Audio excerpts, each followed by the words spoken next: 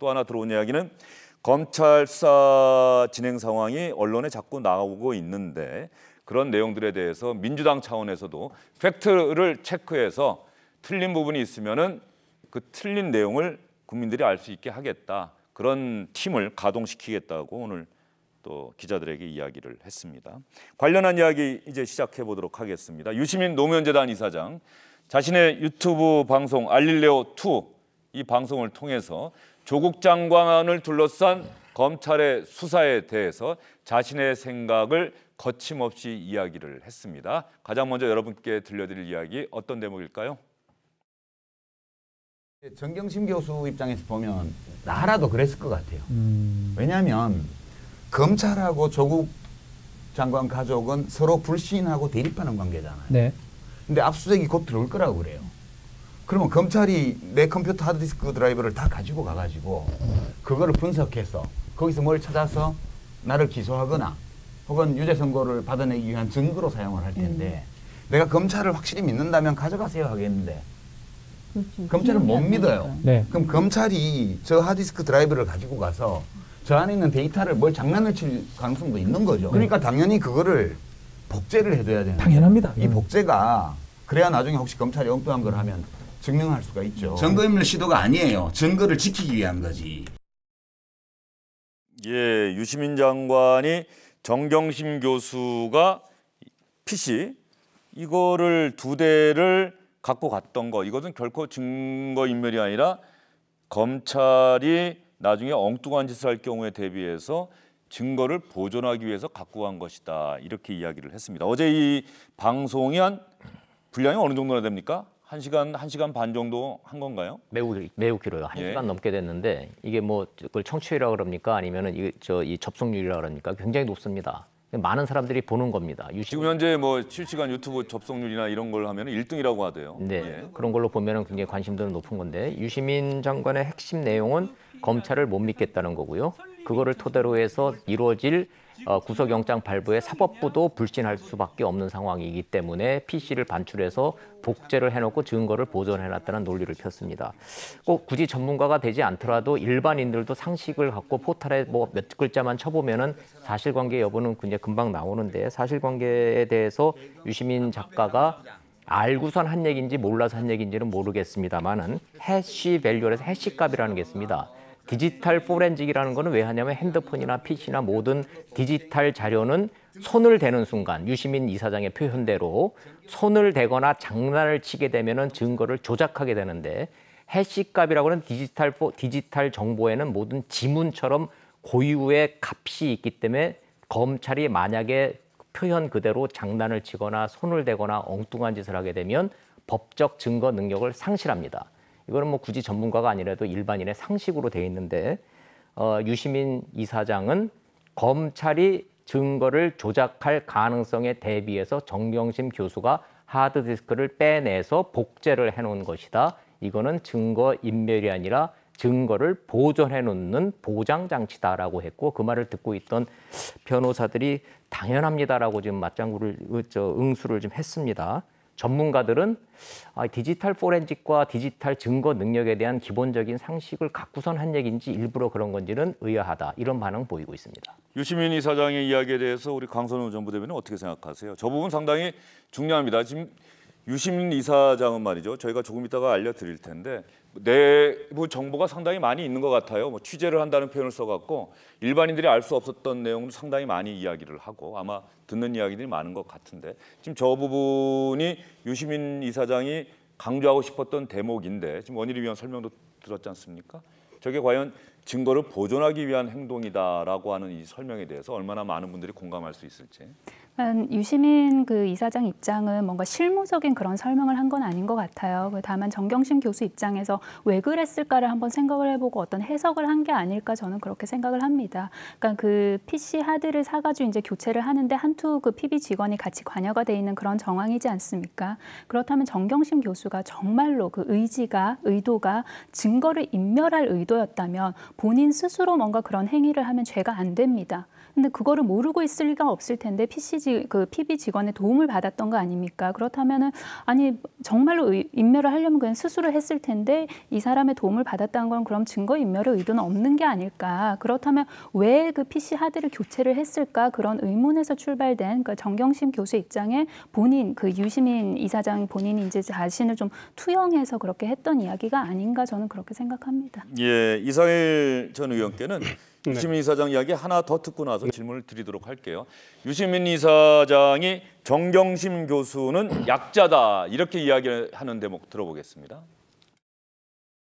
현직 장관의 배우자이긴 하지만 정경심이라는 자연인을 벌 주겠다고 기소를 한 상황이에요. 네. 그렇지만 기소 전에 검찰이 피의 사실을 흘리고 여론 재판을 하고 대국민 심리전을 하는 이 와중에서는 누가 약자냐 하면 그 시민 정경심이 약자예요. 네. 정경심 교수가 비난받을 소지는 너무 부지런히 스펙을 모았어요. 아들, 딸 스펙을. 그 점에 관해서는 뭐 비판을 받아도 뭐 저는 마땅하다고 생각해요. 네. 너무 많이 했어요. 네. 너무 많이 오버스펙으로. 네. 그 과정에서 자기 자신이 관련된 거는 봉사를 했더라도 상을 안 줬더라면 좋았을 거예요. 예, 표창장 이야기하는 것 같은데 그 부분은 좀 비판적인 논조로 이야기를 하면서도 시민 정경심은 검찰과 비교하면 약자다. 네. 조국 장관의 부인 정경심이라고 하는 표현보다는 시민 정경심이라고 이야기를 하네요. 대한민국의 법무부 장관 부인을 약자라고 하면 보통 사람들이 얼마나 동의할지 모르겠고요. 정경심 교수가 본인의 입장을 이야기하는데 청와대 정무비서관이 그 입장을 페이스북에 올려서 입장을 전달했습니다. 그다음에 본인은 지금 SNS를 개설해서 본인의 입장을 계속 내고 있어요. 검찰에 대한 불만도 계속 표시하고 있고.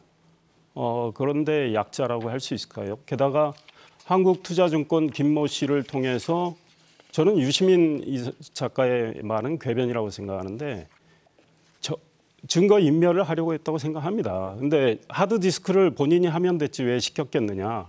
하드디스크 교체 본인이 모를지 할 수 없을지 어떻게 해야 될지 이걸 아마 몰랐을 수도 있어요. 그래서 믿었으니까 김 씨를 믿었으니까 시켰고 심지어는 동양대 교수실에 있는 그 PC를 통째로 그 김 씨를 통해서 반출한 거 아니겠습니까? 직원 통해서요? 예. 그렇습니다. 그렇다면 이거를 증거 보전이라고 볼 국민이 얼마나 있을까요? 이거는 증거 인멸하려는 시도였던 거고요.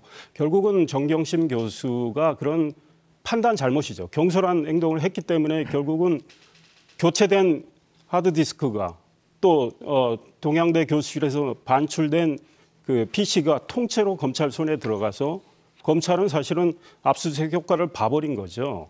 근데 검찰이 정경심 교수가 법무부 장관 후보자의 부인이 이제 검찰이 처음 압수수색할 때요. 후보자의 부인이 아니었다면 정경심 교수 자택, 조국 그러니까 당시 후보자의 자택을 진직 전후 압수수색했을 거로 생각하고요. 그다음에 정경심 교수 휴대폰 아직도 압수수색 안 되고 있는데 그 휴대폰도 압수수색했을 겁니다. 지금 법무부 장관 아내고 법무부 장관 후보자의 아내였기 때문에 아직 휴대폰도 압수수색 안 되고 있고 지금 최소한의 성역은 아직 남아있다. 저는 이런 생각하고 있습니다. 예, 알겠습니다. 유시민 노무현 재단 이사장이 알릴레오 제목 보니까 유시민의 조국 사건 수첩이네요. 유시민의 조국 사건 수첩 1시간 8분 41초 분량이라고 하는데 이 내용 중에 제가 핵심적인 부분을 여러분께 전해드리고 있는 겁니다. 다음 유시민 이사장의 발언, 이 부분은 앞으로 검찰 수사 결과가 나올 경우 특히 정경심 교수에 대해서 구속영장을 청구할 경우 그 이후에 어떤 결과가 나올지에 따라서 유시민 이사장의 이 발언, 여러분께 지금 보여드리려고 하는 이 발언 기억하시는 분들이 많을 것 같습니다. 정경심 교수에 대해서 구속영장을 청구하리라고 봐요. 영장을 친다? 예. 네. 기각될 확률과 발부될 확률이 반반쯤 된다고 보고요. 네. 그래서 원래 정상적인 국가에서라면 0%예요. 발부될 확률이. 네. 근데 50% 있다고 봐요. 영장이 기각되면 책임을 져야 돼요. 네. 이 국정농단 수사보다 더 많은 수사 인력을 가지고 한 달 반 동안 70군데 가깝게 압수수색을 하고 이렇게 했는데 영장이 기각될 정도로 이 수사 결과밖에 못 냈다 하면 최초의 판단이 잘못된 거잖아요. 그렇죠. 수사 과정도 잘못됐고 그러면 인사조처 당해야 될 거라는 생각을 해요. 한동훈 반부패 강력부장 대검을 네. 비롯한 특수부의 이 수사 책임자들이 책임을 져야 돼요. 네. 누가 영장 전담 판사를 하고 있는지 날짜 봐가지고 막 안테나 세우고 삐삐삐 쳐가지고 확률 높은 날 넣을 거예요. 맞습니다. 예, 그렇게 해서 발부가 되면 이제 조국 패. 영장이 기각되면 검찰 패죠. 패죠. 지금이라도 저는 멈춰야 된다고 봐요. 지금이라도 검사로 돌아가라는 거예요. 예. 한동훈 반부패 부장을 책임지라 이렇게 표현을 했는데 결과적으로 윤석열 검찰총장 맨 마지막에 또 윤석열 총장 이야기네요. 원일이면. 그렇죠. 검사로 돌아가라. 검사로 돌아가라. 지금 윤석열 검찰이 하는 거는 검사가 아니고 정치를 하고 있는 거다. 정치 검찰이라는 말을 우회적으로 표현을 좀 했습니다. 이 말의 적절성 여부에 대해서 정치권의 입장을 전해드리지 않을 수가 없습니다. 하태경 바른미래당 의원이 이 얘기를 했군요. 유시민 이사장이 스스로 정치 경호실장임을 자처했다. 정신줄을 놨다. 이제는 검찰뿐 아니라 사법부까지 압박하는 궤변을 놓고 있다. 이렇게 얘기를 좀 하고 있습니다. 이 이외에도 많은 정치권의 반응, 일반인들의 반응, 법조계의 반응 지금 계속 이어지고 있습니다. 유시민 이사장의 발언에 대해서 어쨌든 하태경 최고위원 같은 경우는 궤변이다 이렇게 비판을 하고 있는데 저는 방금 들은 이 대목 중에서 정상적인 국가라면 발부 확률이 0%다. 정상적인 국가라면 그런데 자기가 생각하기에는 50%는 영장이 발부될 것으로 본다. 이 논리는 한번 따져보면 네. 정상적인 국가가 아니다라는 취지로도 들릴 수도 있다 이런 생각이 들고요. 또 하나는 그럴 경우에 영장이 기각되고 그러면은 인사조치 얘기를 합니다. 유시민 이사장이 인사조치로 당해야 한다. 당연한 이야기다라고 하면서 그렇게 많은 인력이 들어가서 그렇게 긴 시간 동안 수사를 했는데 영장이 기각된다? 그러면 잘못된 거니까 인사조처해야 한다. 책임져야 한다. 이렇게 이야기를 했습니다. 그리고 영장 청구 날짜도 영장 전담 판사가 누군지 따져가면서 아마 칠 것이다. 이렇게까지 이야기를 했습니다.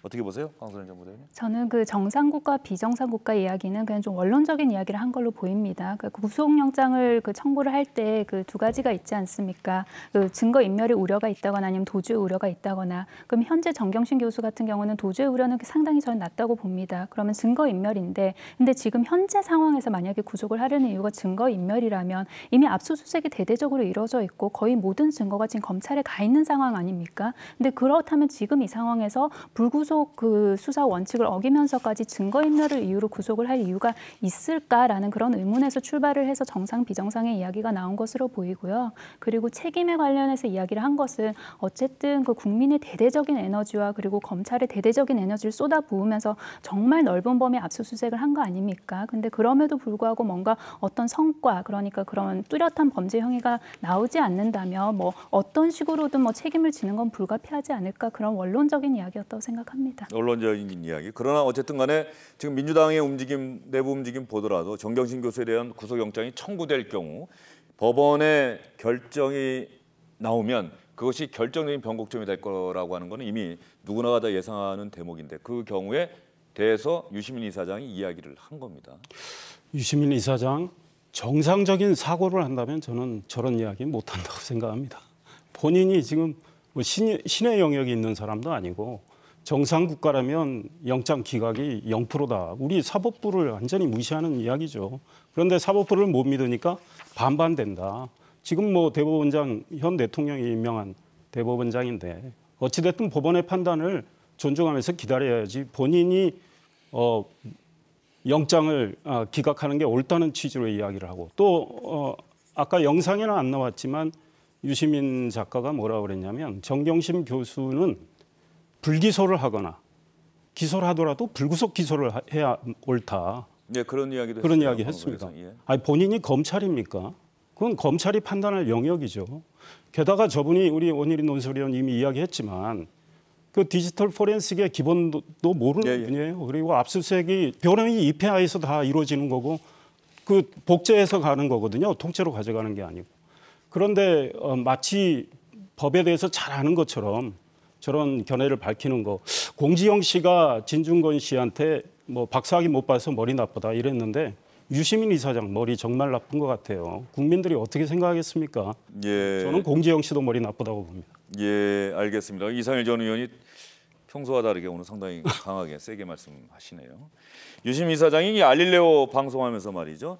방송사에서 상당히 많이 자기 방송을 인용해서 쓴다, 갖다가 쓴다 이런 이야기도 했는데 제대로 써달라, 앞뒤 맥락 다 잘라버리고 자신의 이야기를 왜곡하지 말아달라 이렇게 호소하기도 했는데 저희가 오늘 또 갖다 썼고 그중에 일부분을 이렇게 잘라서 여러분께 보여드렸기 때문에 유시민 이사장이 이렇게 호소하는 그 대목도 여러분께 보여드리면서 오늘 마무리하도록 하겠습니다. 유시민 이사장이 왜곡하지 말아달라고 호소하는 그 대목입니다. 이 알릴레오 시즌1 때 우리 화면 동영상을 엄청 많이 갖다가 썼거든요. 네. 제가 갖다 쓰지 말라고는 안 할게요. 좀 제대로 잘라 쓰시라고요. 아, 막 쓰지 말고 네. 정확하게 편집해서 보내달라. 그러니까 제가 말한 바의 핵심을 사용을 하셔야지. 왜 그건 드러내고 앞뒤로 문맥도 안 닿게 이렇게 만들어가지고 그것도 씹어요 저를. 그런 비양심적인 행위는 저는 막 법적인 조차 이거 덜먹이는 거 네. 싫어해요. 어떻게 하면 고소고발하고 뭐 이런 거 저 안 좋아해요. 그러니까 그냥 제가 호소드립니다. 갖다 쓰시되 막 굳이 허락받고 쓰시라 이 말씀도 안 드릴게요. 정확하게 좀 갖다 쓰시기 바랍니다. 네, 정확하게 갖다 쓰려고 저희도 노력을 했고요. 거기에 대해서 우리 패널 분들의 의견을 물었다는 점 여러분께 말씀드리겠습니다. 정치 오픈 어순서 여기서 마무리합니다. 수고 많으셨어요.